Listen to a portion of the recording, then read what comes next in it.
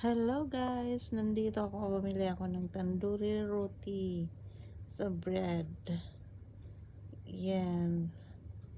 So kami, kasi masarap ito guys pag nagluto ka ng chicken curry, fish curry, mutton curry, yun nakakain. Kahit wala kang kanin, ito masarap ito siya. Yan, nagpunta ko dito, bumili ako na ito. Ang bilis nila, wala pang 5 minutes, 5 minutes yata yan.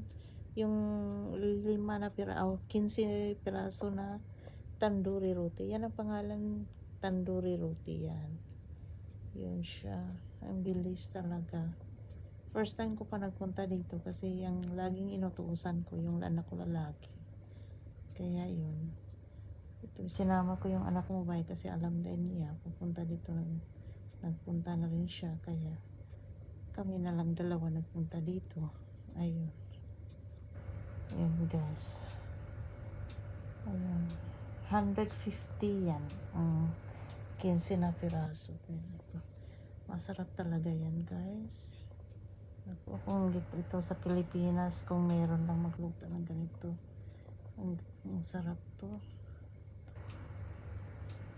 Ayan siya.